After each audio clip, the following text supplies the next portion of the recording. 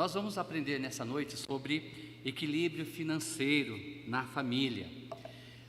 O nosso livrinho de professor pede para fazer uma dramatização, para entrar dois casais discutindo sobre o assunto. Outra vez nós ficamos no vermelho. Quantas vezes a gente entra no vermelho e não consegue sair, não pagamos a conta de luz, vão cortar, está atrasado. Sobre finanças é um assunto muito falado nas igrejas, fora da igreja também. Há várias literaturas para que a gente possa aprender a trabalhar, a como usar esse dinheiro. Mas antes de mais nada, nós temos que entender que nós somos mordomos. E tudo que Deus nos dá, tudo que Ele nos coloca na mão, devemos saber usar. Como ser bom mordomos daquilo que Deus tem colocado em nossas mãos.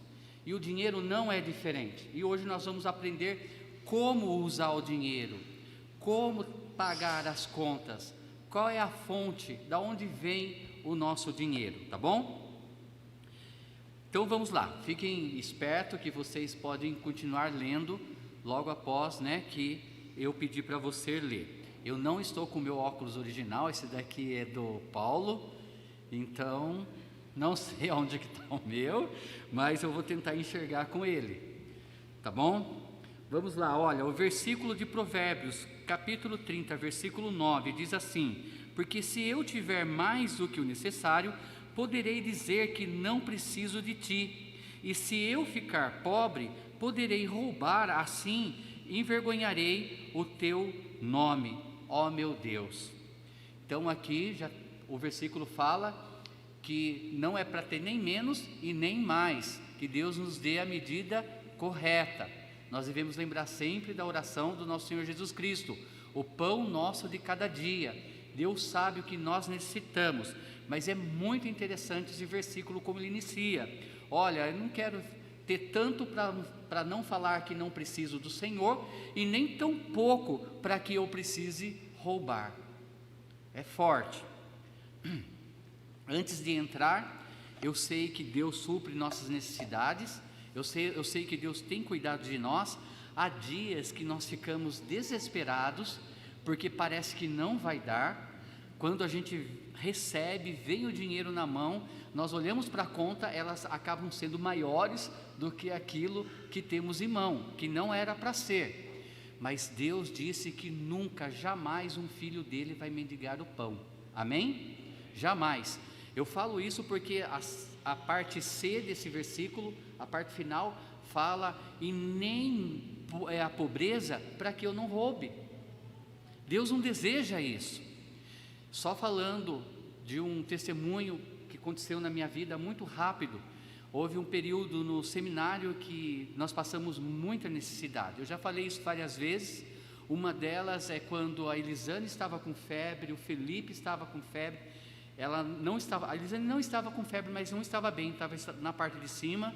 Eu cheguei do seminário, fui fazer comida, só tinha um pouquinho de arroz, e quando eu fui fazer, acabou o gás. Aí eu chorei, falei para Deus: por que o Senhor me trouxe aqui? Para ver minha família morrer? Para eu passar fome? É o coração do ser humano. Eu já fiquei desesperado, e de repente bateram na porta, e quando eu fui abrir, não tinha ninguém, mas tinha uma cesta básica com uma carta e um envelope. Da mesma forma que Deus nos abençoou, queremos também ser uma bênção para o irmão. Nós estamos dividindo uma bênção que recebemos. E ali tinha R$50, eu acho, deu para comprar o gás e ainda o que faltava. E ali então eu caí de joelho, chorei e falei: Senhor, perdão pela minha falta de fé. Um outro momento, a gente estava sem pão, eu estava preocupado com a Elisane e o Felipe que estava em casa. Eu indo para o seminário, eu olhei assim em uma lixeira, tinha um saquinho de pão. Aí eu olhei para aquilo e pensei: eu vou pegar, porque pode ser que tenha pães bons ali. Aí você para e pensa: nossa, que ponto eu cheguei? Pão é algo tão barato. Mas eu parei ali e pensei nesse versículo: nenhum filho de Deus vai mendigar o pão. Ninguém vai precisar mendigar o pão. E eu voltei, e um dos seminaristas, como costume, ele comprou pão para todos os casados e pendurou na porta. Deus, Ele é bom, amém? Por mais que a situação aperte, nunca desespere pensando que Deus não vai suprir. É incrível como Deus supre no tempo certo e no momento certo, amém? E Deus nunca deixou faltar mesmo. Bom, voltando então, vamos para a nossa leitura. Ao longo da história da humanidade, a irresponsabilidade com relação ao uso do dinheiro, aliada à ganância, cobiça, imprudência e insensatez, tem sido a causa do caos financeiro da família. A falta da visão correta de Deus como aquele que sustenta e provê todas as coisas, assim como a inexistência de alvos definidos e tangíveis à família no âmbito das finanças, sem falar das concessões diante das tentações financeiras promovidas em especial pela mídia, são razões de desgraças generalizadas. Eu lembro que ainda no seminário também, o cúmulo, muitas vezes, um dos seminaristas, eu era o síndico dos predinhos, então eu trabalhava para o seminário, a conta caía na minha conta e eu cuidava dos apartamentos, pintando, arrumando torneira, tudo mais. Mas o que vinha de correspondência eu tinha que entregar também nos apartamentos. E assim, como entregavam panfletos de mercado, eu também entregava nos apartamentos. Eu fui entregar então em um apartamento e a pessoa recusou, falou assim: não, eu não quero esse folheto. Eu falei assim: por quê? Ele falou assim: porque vai chamar a atenção da minha família, nós não temos condições para ficar comprando, então eu não quero que eles fiquem alvoroçados em ver essas propagandas. Eu falei assim: uau, né? Tudo bem, eu entendo a situação de cada um, mas foi mais ou menos esse ponto. Às vezes a gente cai em desgraça até mesmo por tantas propagandas aí de facilitar a compra das coisas, não é? Nós estamos vivendo em uma época que dá para você comprar muitas coisas, principalmente aquilo que não há necessidade. Uma questão que foi levantada no seminário, em uma das aulas, era o pastor Jair. Na época, o pastor Jair, ele é vice-presidente do seminário. Ele falou: nós vivemos para comer ou comemos para viver? A gente tem que analisar um pouco essa situação. Às vezes até no comer a gente gasta demais, sem necessidade. Às vezes a gente compra em excesso algo que talvez não seja nem tão bom para a saúde. Então a gente tem que analisar: vivemos para comer ou comemos para viver? Não é? Então tem que pensar também nessa situação. Ponto 1: a quem pertence o meu dinheiro? Cristiane.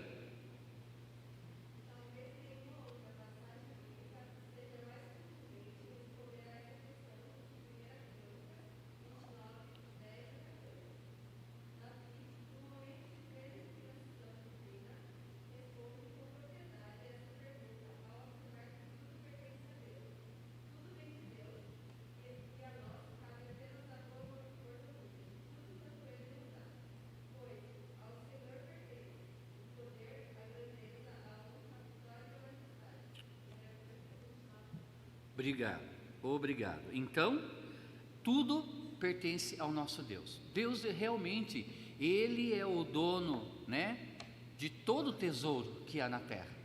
Infelizmente, muitos confundem, achando que as riquezas, pertencem a Satanás, ao nosso inimigo.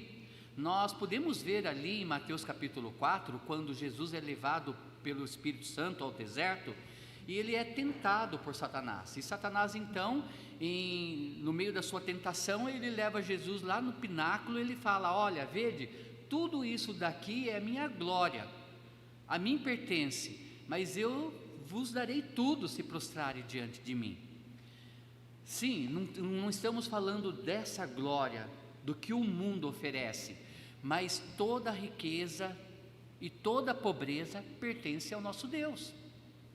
não é? Nós não pregamos sobre prosperidade. Deus, ele fez muitas pessoas prósperas, principalmente no Antigo Testamento. Mas lembra, a dispensação era Israel.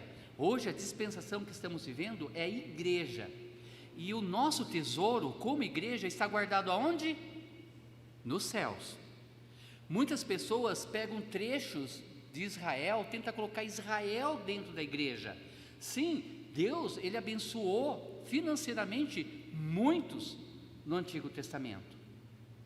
Mas hoje não é dessa forma, não que Deus não abençoe, sim, Ele abençoa, mas não é essa a primeira visão, não é? Nós temos que clamar pela salvação, é isso que é o melhor de tudo. Mas Deus sim, Ele está no controle de toda a riqueza. Ele pode fazer uma pessoa próspera? Pode, mas a nossa riqueza não é aqui. O pouco que Ele nos dá, o pouco com Deus, é muito para nós, amém? É muito. Então vamos continuar. Deus é fonte de toda a riqueza. Pastor Benjamin. Deus é a fonte de toda riqueza. Riqueza e glória vem de ti. Tu dominas sobre tudo. Na tua mão há força e poder. Contigo está o engrandecer e há tudo na força. Ignorar essa verdade é insensatez. O verdadeiro desafio, a soberania de Deus. Obrigado. Riquezas e glória vêm de ti. Tu dominas sobre tudo. Na tua mão há força e poder. Contigo está o engrandecer e a tudo dar força. Sem Deus não somos nada. Em primeiro lugar, sem Deus não somos nada. É Ele quem nos dá o trabalho, é Ele quem nos dá a saúde, os braços fortes. Muitas vezes nas minhas orações eu falei: Senhor, não me tira as tribulações. Irmãos, as tribulações, elas são importantes para nossas vidas. Ela nos faz ficarmos fortes, né? Ficar e ter esperança no final, e adquirir experiência e esperança no final. Mas eu sempre falo: Senhor, me dê ombros fortes para que eu aguente as tribulações, porque sem saúde nós não vamos ter nada. Não tem como, se você não tiver saúde. Então, a quem pertence o dinheiro? Primeiro, essa verdade precisa então ser reconhecida. Elisane.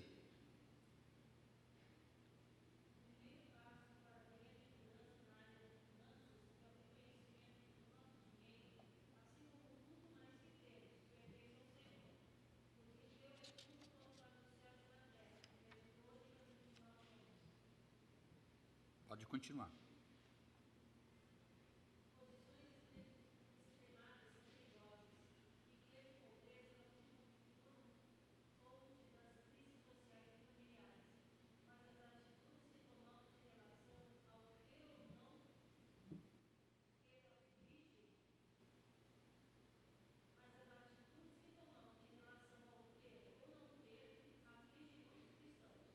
Ok, obrigado, Elisane. Então, gente, vamos analisar esse trechinho aqui. Posições extremadas são perigosas. Isso nós já sabemos. Riquezas e pobreza não se configuram fonte das crises sociais e familiares. O que vocês acham?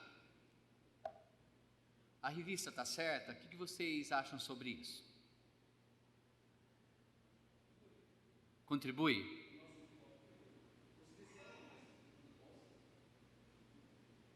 O que vocês acham? Né? Olha, posições extremadas. Riqueza e pobreza não se configuram fonte das crises sociais e familiares. Pastor Benjamin. Realmente quando você começa a lembrar do versículo que o amor, o dinheiro é a raiz de todos os males, aí você pode ver onde o escritor está querendo chegar. Isso.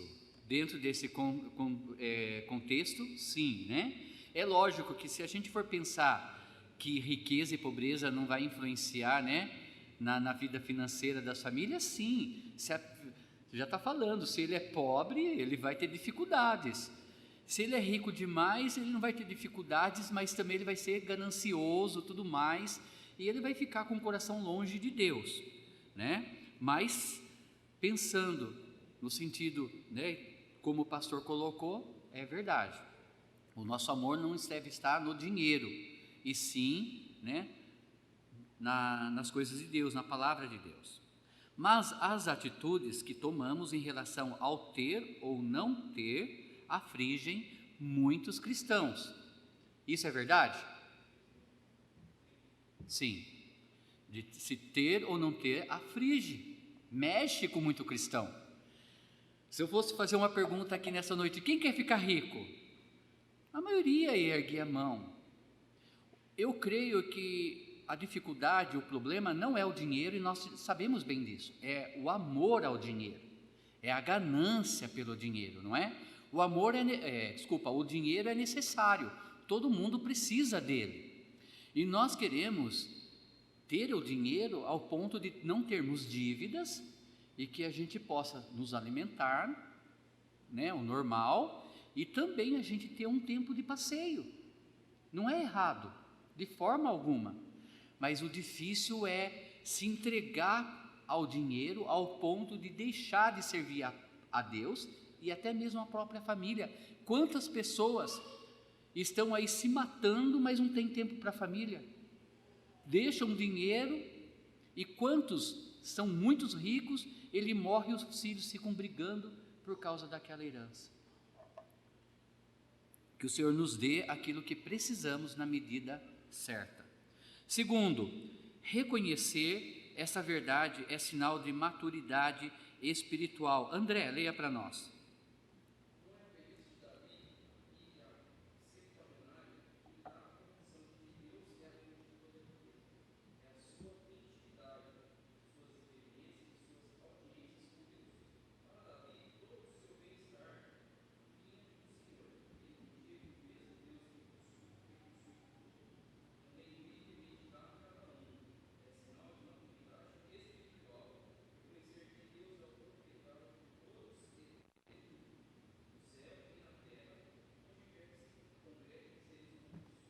Amém. Então, reconhecer essa verdade é sinal de maturidade espiritual. 3. Essa verdade é demonstrada nas Escrituras. Neide.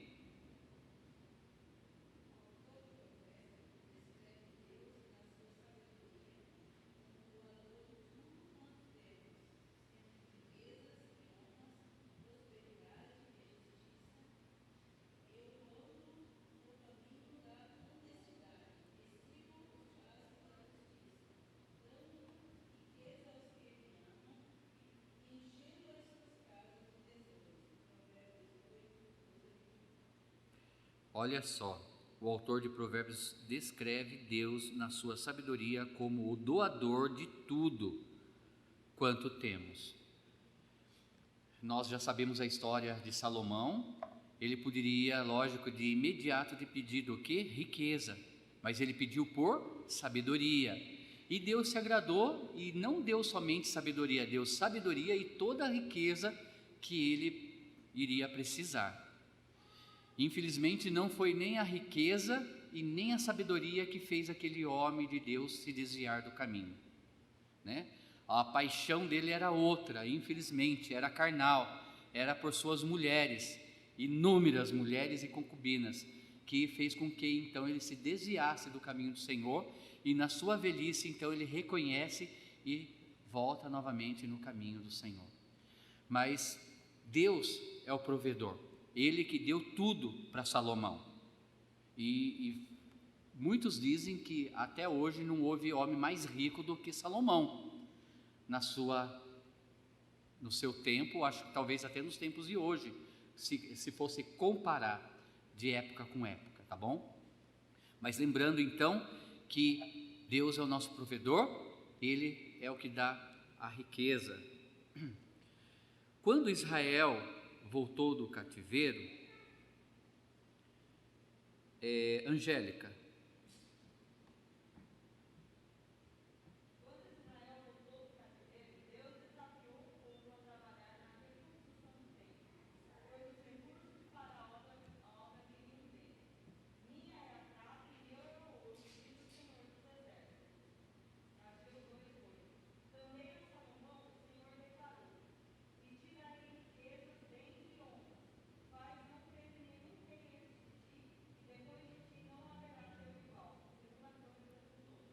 Lembrando que nós estamos vendo trechos no Antigo Testamento.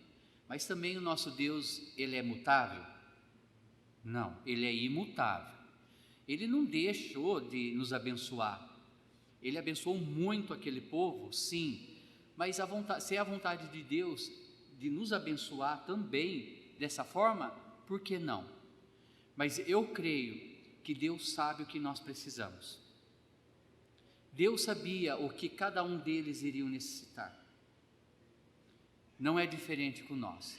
Hoje, infelizmente, o evangelho que está sendo pregado, né, a doutrina da prosperidade, e não estão pedindo, eles estão ordenando, mandando Deus. Senhor, eu te ordeno, assim como o Senhor abençoou Abraão, Jacó, José no Egito, eu ordeno que o Senhor também me abençoe. Quem somos nós? Somos barro. Como que o barro pode mandar no oleiro? Deus é o oleiro. Que Ele nos quebre, amém? E nos faça de novo. Não tem como o barro mandar no oleiro. Toda a riqueza pertence ao nosso Deus e não a nós. Ele abençoa quem Ele quer, no tempo que Ele quiser. Estou falando na parte financeira. E Tiago também fala sobre isso, que muitas vezes pedimos errado, pedimos para o nosso bem-querer, para o nosso desejo, e não na vontade de Deus. Senhor, se for a Tua vontade, que aconteça isso e aquilo. Que nós possamos ter o mesmo pensamento do salmista, quando escreveu ali o nosso versículo no início. Nem dê muito para que eu ache que não precise do Senhor, e não me deixe ficar na pobreza para que eu não venha roubar, mas que o Senhor me dê aquilo que eu necessito, amém? Na medida do Senhor. Algum comentário? Algum comentário? Ninguém? Vão pensando aí para você participar da aula. Olha, quando você recebe algum dinheiro, seja salário ou doação, qual é o seu sentimento? Você pensa naquela quantia como pertence a Deus? O que essa perspectiva muda na sua maneira de encarar o dinheiro? É incrível, irmãos, quando nós temos que tocar no assunto de dinheiro, como é difícil, tanto para nós, os pastores, como também para quem está ouvindo. A nossa denominação batista não é uma denominação que prega sobre o dinheiro, mas nós devemos ensinar sobre como usar o dinheiro e também como dizimar e ofertar. Quando você compra, você goza daquilo, você tem prazer naquilo que você comprou, você vai usufruir. Mas quando chega a conta para pagar, não é? Quando você não pagou ali à vista e vai pagar daqui 30 dias ou em algumas parcelas, parece que você esquece, não é? Porque você acostumou já com aquilo, com aquele prazer, e às vezes já até passou, mas tem que pagar, a dívida ficou. Mas como também é difícil quando nós temos que entregar o que é de Deus. Deus, Ele pede 10% daquilo que lhe vem à mão. Alguns ensinam sobre o dízimo sendo bruto ou não, mas o que a palavra de Deus ensina é do que lhe vem à mão. E é uma dificuldade nessa hora. Por quê? Porque nós estamos acostumados a pagar aquilo que compramos, mas não entregar por algo que nós não vemos, não é? É uma realidade. Então, como é difícil entregar o que é do Senhor. Agora imagine, se Deus fosse nos abençoar conforme nós entregamos os nossos dízimos e oferta, será que nós estaríamos com o nosso salário completo? Será que seria da mesma forma? Pensa desse lado, porque o que eu quero frisar é que tudo é de Deus, na realidade, nada é nosso. Pastor, mas eu trabalhei, eu suei. Sim, mas quem lhe deu saúde? Quem lhe deu o emprego? Quem está mantendo você no emprego? Deus, não somos nós. se você acredita na sua própria força, não é? Alguns confiam em cavalos, outros em carros. Eu confio no Senhor. E muitos não entendem aquele versículo: maldito o homem que confia no outro homem. Não está dizendo que você não deve confiar na pessoa, de falar algo para ele e descansar nisso. Ali é maldito o homem que confia na força de outro homem, quando você lê o contexto. Maldito o homem que confia na força do ser humano e não na força de Deus, porque tudo vem dele, não só o dinheiro, como a força também. Amém, irmãos? Então nada é nosso, nada. Algum comentário? Algum comentário? Pergunta? Se for uma pergunta difícil, o pastor Benjamin falou assim que ele responde. Alguém? Então tá.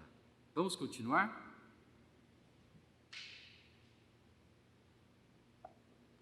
Segundo, como ganhamos o dinheiro, Alex?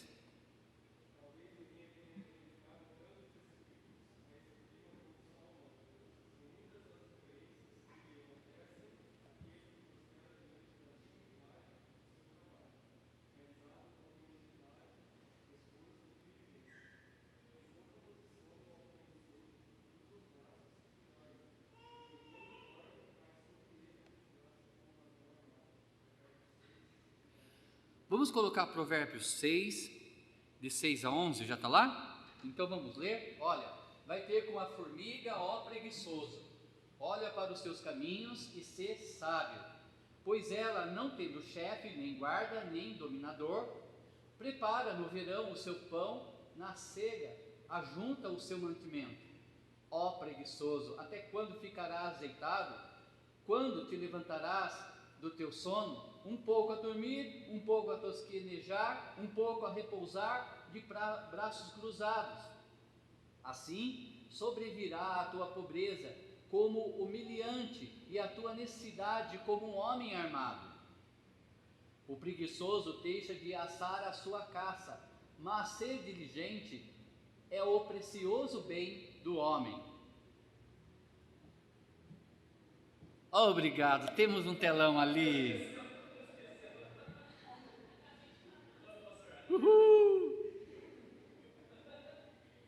Eu pedi tanto por esse telão, eu pedi tanto e eu estou olhando para cá.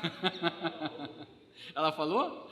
Eu falei assim, poxa, na época ainda quando o pastor Sean estava aqui, eu já estava comentando, ele, é verdade, um telão ali, né? Quando a gente está pregando, a gente olha e não precisa olhar para trás. Verdade. Mas irmãos, vai ter com a formiga, né? A palavra de Deus nos ensina, ó preguiçoso. E ele está falando daquele que faz as coisas assim arrastado, aos poucos. Ele deita na rede, ele dorme um pouquinho, ele levanta, ele mexe naquilo ali, ele volta, dorme mais um pouquinho e fica se arrastando o dia. É lógico que o pão não vai chegar, é lógico que as contas vão acumular. Se Deus nos deu braços fortes, pernas fortes e saúde, temos que trabalhar, amém? O trabalho edifica o homem. E é verdade, a gente se sente bem quando a gente trabalha. A gente se sente até melhor com saúde quando a gente está trabalhando. Como é terrível ficar parado. Aí você chega na época do condor, né? Estou com dor aqui, estou com dor ali, não aguento isso, não aguento aquilo. Como é bom o trabalho. É excelente. Eu fico pensando, né, nos nossos jovens, o desespero, porque eu já tive a idade deles, né? O Felipe, pai, eu quero trabalhar, eu já entreguei não sei quantos currículos, ainda nada. A Beatriz, ela conseguiu um emprego agora em uma feira de sexta-feira, ela ganha R$50 por sexta-feira, para ajudar em uma feira dentro do condomínio. Aí então, ela já, pai, eu ganho R$200 por mês. Uau! Imagine, pai, uma adolescente de 13 anos ganha R$200. Está toda feliz da vida, né? É o primeiro empreguinho dela. É gostoso. Já começou até a ajudar na casa. Precisa, pai, Não, pai, estou aqui, pode usar, pai. Pela graça de Deus, meus filhos têm um coração de ouro. A gente nem pode falar muito perto deles, eles já querem. Não, não, deixa eu ajudo. Pai, estou aqui. O Felipe é outro também. Mas como é bom trabalhar, irmãos, não é? Como é bom. E como é triste quando a pessoa reclama demais do emprego.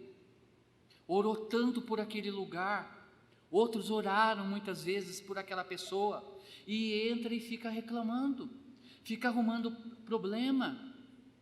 Ser uma bênção, não é? Ser uma bênção, as mesmas palavras que Deus disse para Abraão, também devemos falar para todos: se tu uma bênção por onde andares, mostra Cristo, trabalha, cresça. E se tivesse desempregado? Nessa pandemia, quantos ficaram desempregados? Quantos? Temos que agradecer por aqueles que estão com emprego. Deus é bom. Algum comentário? Vocês estão com vergonha de falar no microfone? Como é bom. Como ganhar dinheiro? Trabalhando. Amém? Nada cai do céu, irmãos, não acredite nisso. Nada. Dinheiro não dá em árvore, né? Não dá em árvore. Na história dos patriarcas, encontramos o exemplo de Jacó no período em que trabalhou na casa do seu tio Labão. Ali, ele é o exemplo de integridade. Eu não comi um só carneiro do seu rebanho, nunca lhe trouxe os animais que as feras mataram, mas eu mesmo pagava o prejuízo. Então, ele nunca deu despesa no trabalho dele. O que nos chama a atenção aqui, amados irmãos?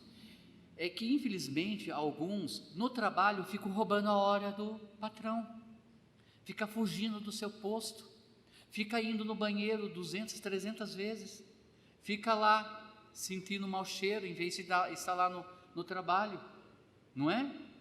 Fica fugindo do serviço.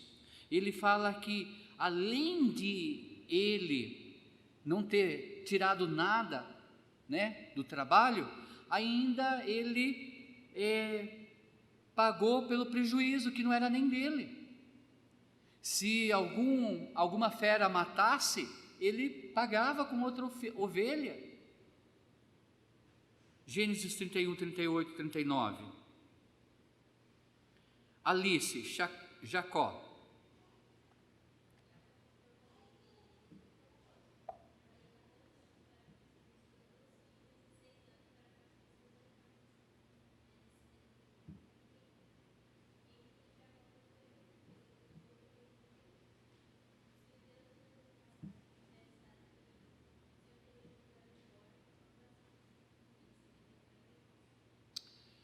Esse camarada trabalhou dobrado, né? Infelizmente, naquela época, eles faziam isso de errado. Deus não se agrada da poligamia, não vem do coração de Deus isso. Uma pergunta bíblica: onde que nasceu a poligamia, amados irmãos, na Bíblia? Quem foi o primeiro?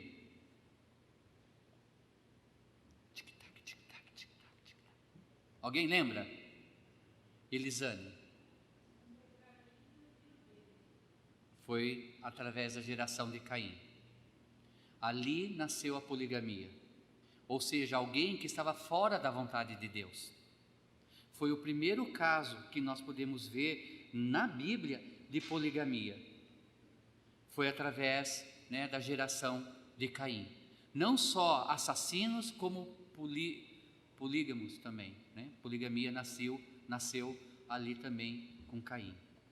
Realmente não agrada a Deus. Mas olha, Jacó mostrou também firmeza de propósitos. Em tudo Jacó prosperou, porque soube depender de Deus. Se o Deus dos meus antepassados não tivesse estado comigo, o Senhor teria me mandado embora com as mãos vazias. Primeiro, trabalho digno. Lucas.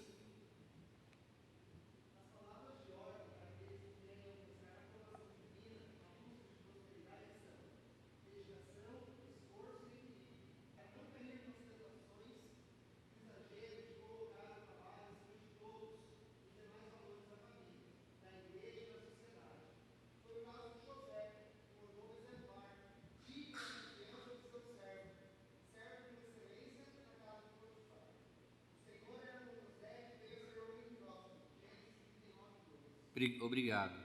Então, olha, as palavras de ordem para aqueles que querem alcançar a aprovação divina na busca da prosperidade são dedicação, esforço e equilíbrio.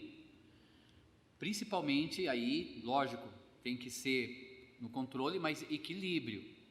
Há aqueles que fazem suas dívidas, depois precisam trabalhar além do normal, ao ponto de sacrificar a própria família e também a casa de Deus. Irmãos, nada de errado de alguém ter que trabalhar e não poder estar no culto. A minha prioridade era que você encontrasse um emprego que você não precisasse faltar dos cultos. E eu sou resposta de uma situação assim. No passado, eu fiquei desempregado depois que eu voltei da Inglaterra e eu não encontrava emprego nenhum. E eu entregava currículo e ninguém me chamava. E quem me chamou foi o Extra, da Santa Rosália. E ali foi o primeiro Extra em Sorocaba, e ele era 24 horas por dia. Aí eu disse: Senhor, por quê? Logo um lugar que trabalha 24 horas por dia. E eu não tinha paz em não ir. Eu fui, falei assim: Senhor, eu vou. Incrível, cheguei lá, na entrevista, ele falou: olha, é para você trabalhar nas docas de receber mercadorias. E ali você não vai trabalhar aos domingos. Eu era um dos únicos que não, mais outros, que trabalhava comigo, que não trabalhava aos domingos. Por quê? Porque caminhoneiro não faz entrega aos domingos. Em um lugar que funciona 24 horas, Deus arrumou emprego para mim ali e eu não trabalhava no domingo. Amém, irmãos?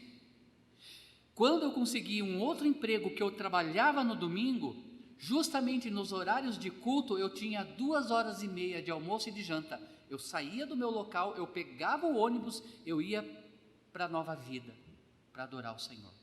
Eu assistia o culto inteirinho, porque não dura mais que 2h30, e eu depois voltava para o terminal. Eu trabalhava na lanchonete dentro do terminal, então eu não pagava ônibus, porque eu trabalhava lá dentro. Eu pegava o ônibus, corria para a Nova Vida, assistia o culto e voltava a trabalhar. Nunca faltei na igreja por causa do trabalho. Quando você pede, espera nele, ele vai suprir. Eu acredito nisso. Mas, se não, tudo bem.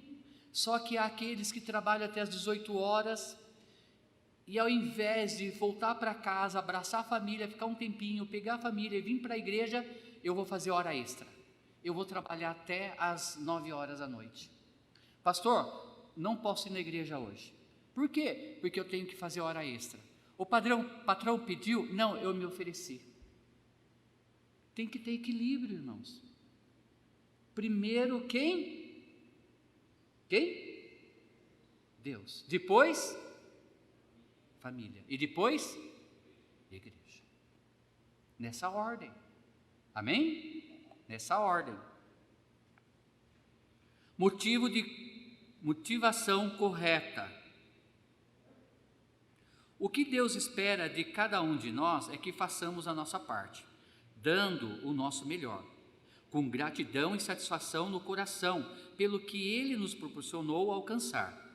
O que vale para Deus é o nosso contentamento e a nossa submissão à sua soberania, depositando confiança nele e não no fruto do nosso trabalho. Jamais confiei no ouro. Ele nunca foi a base da minha segurança. Nunca me orgulhei de ter muitas riquezas, nem de ganhar muito dinheiro. Jó 31, 24 a 25. Jó era pobre? Não. A Bíblia ali relata que ele era um dos homens mais ricos ali do seu período, na sua época. E ele, o que ele diz aqui nesse versículo? O que ele diz? Nunca o quê? Me orgulhei. Nunca me orgulhei de ter muitas riquezas, nem de ganhar muito dinheiro. Talvez esse seja o motivo porque Deus, naquele diálogo com Satanás, disse: vedes o meu servo Jó? Ele é íntegro e reto. Uau! ele não se orgulhava com o que ele tinha, ele era um homem humilde, ele esperava em Deus, ele sabia que tudo vinha de Deus e não da força dele. Amém, irmãos? E não da força dele. A motivação correta. Não podemos se orgulhar daquilo que temos ou que fazemos. Todos nós tem aquela coisa ruim dentro de nós. Eu não vou dizer que eu sou diferente, porque eu acho que eu sou o pior de todos vocês. Quando eu faço uma coisa, eu quero fazer bem feito, eu fico assim, olhando. A minha esposa chama a minha atenção disso. Eu no passado trabalhei com biscuit, então eu fazia vidros de doce, de biscuit, com a porta, com a entrada, com a cerquinha do lado, e aqui o quintal, junto com o carteiro aberto. Detalhes. Oi? Já comecei, né? Então, eu me orgulhava daquilo. Não pode ser assim, né? Se Deus lhe deu sabedoria, Ele deu para você talento, para você desenvolver aquele trabalho, você ganhar o seu pão de cada dia, não pense que esse talento é seu, não se orgulhe dele, agradeça a Deus. Lembra, talento você nasce com ele, e é usado para a comunidade, para a tua família, para o mundo. E dons espirituais Deus dá depois que você aceita Ele como Senhor e Salvador, amém? Dá para diferenciar uma coisa da outra. Você foi fundo, hein, amor? Você foi fundo. Alvos definidos. 3.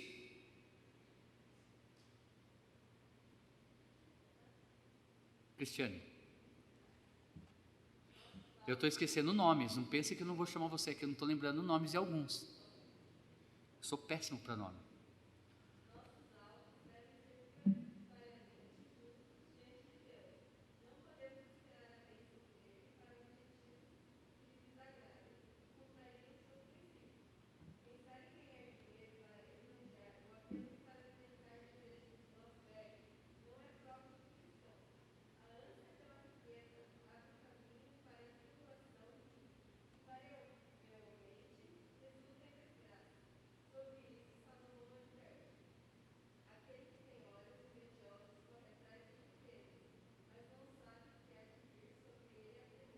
Obrigado, irmã.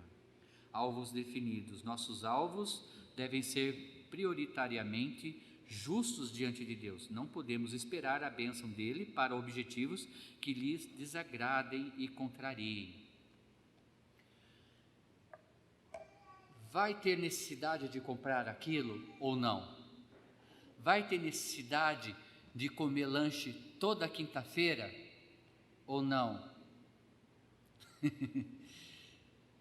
Nós vivemos para comer ou vivemos para Vivemos para comer ou comemos para viver? Como o pastor Jair colocou. Precisamos pensar nisso, irmãos.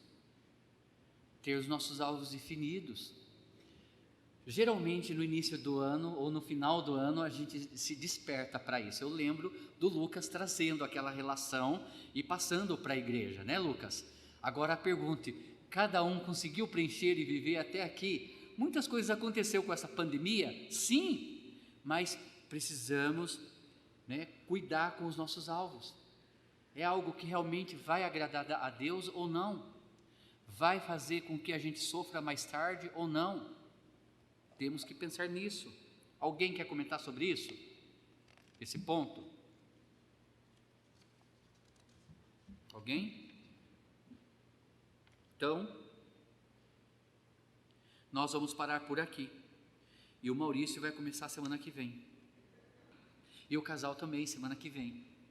E eu também. Alguns que eu não pedi para ler. Mas nós vamos parar por aqui e vamos continuar semana que vem. Como gastar o dinheiro? Você tem gastado o seu dinheiro de uma forma correta ou não? É uma área que todos nós temos que aprender. Todos nós.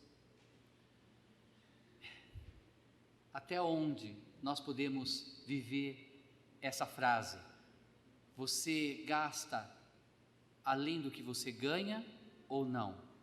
Devemos gastar além do que ganhamos ou não?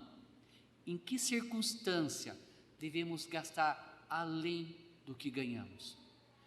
Ninguém foge do extraordinário, aquilo que vem de repente, as coisas extras, que chega de repente na família. Coisas acontecem. Se nós não temos um fundo separado, nós vamos, infelizmente, gastar além daquilo, se não nos organizamos. E vamos conversar sobre isso semana que vem.